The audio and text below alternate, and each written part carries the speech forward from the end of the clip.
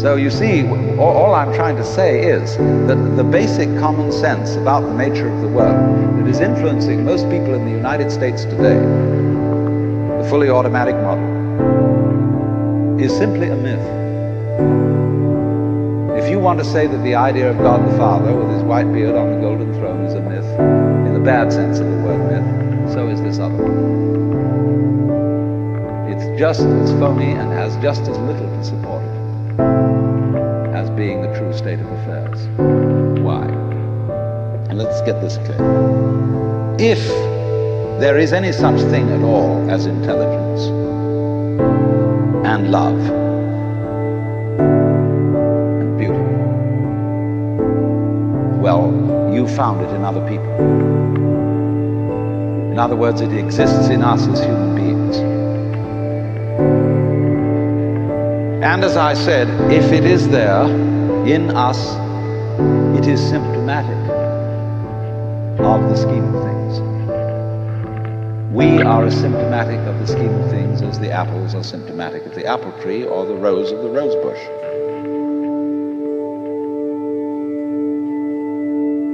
The earth is not a big rock infested with living organisms, any more than your skeleton is bones infested with cells.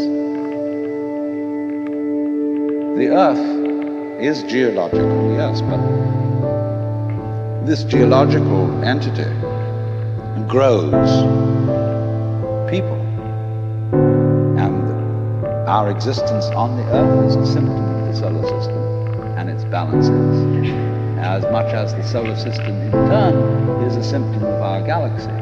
And our galaxy in its turn is a symptom of the whole company of galaxies. Goodness only knows what that's in. But you see, when as a scientist you describe the behavior of a living organism, you try to say what a person does. It's the only way in which you can describe what a person is. Describe what they do. Then you find out that in making this description, you cannot confine yourself to what happens inside the skin. In other words, you can't talk about a person walking unless you start describing the floor. Because when I walk, I don't just dangle my legs in empty space. I move in relationship to a room. And so in order to describe what I'm doing when I'm walking, I have to describe the room. I have to describe the territory. So in describing my talking at the moment, I can't describe this just as a thing in itself, because I'm talking to you. And so what I'm doing at the moment is not completely described unless your being here is described also. So if that is necessary, if in other words, in order to describe my behavior, I have to describe your behavior and the behavior of the environment, it means that we've really got one system of behavior. That what I am involves what you are. I don't know who I am unless I know who you are. And you don't know who you are unless you know who I am. There was a wise rabbi once said, if I am I because you are you, and you are you because I am I, then I am not I and you are not you. In other words, we are not separate. We define each other. We're all backs and fronts to each other. You know, you can't, for example, have two sticks. You lean two sticks against each other and they stand up because they support each other. Take one away and the other falls. They interdepend. And so in exactly that way, we and our environment, and all of us and each other, are interdependent systems.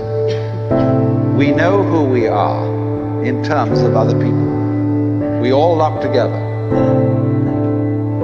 And this is, again and again, the serious scientific description of how things happen.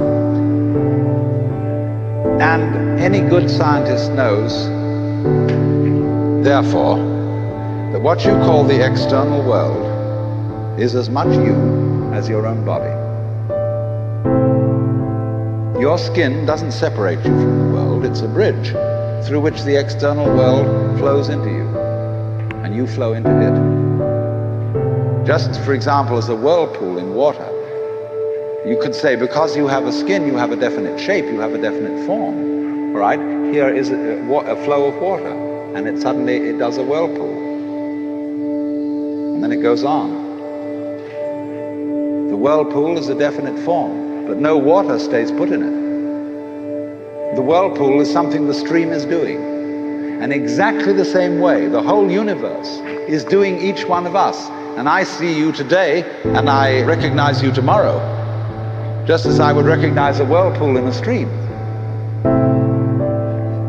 I'd say, oh yes, I've seen that whirlpool before.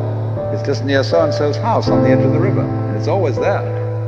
So in the same way, when I meet you tomorrow, I recognize you, you're the same whirlpool you were yesterday. But you're moving. The whole world is moving through you. All the cosmic rays, all the food you're eating, the stream of steaks and milk and eggs and everything is just flowing right through you. When you're wiggling the same way, the world is wiggling, the stream is wiggling you. But the problem is, you see, we haven't been taught to feel that way. The myths underlying our culture and underlying our common sense have not taught us to feel identical with the universe, but only parts of it, only in it, only confronting it, aliens. And we are, I think, quite urgently in need of coming to feel that we are the eternal universe, each one of us. Otherwise, we're going to go out of our heads.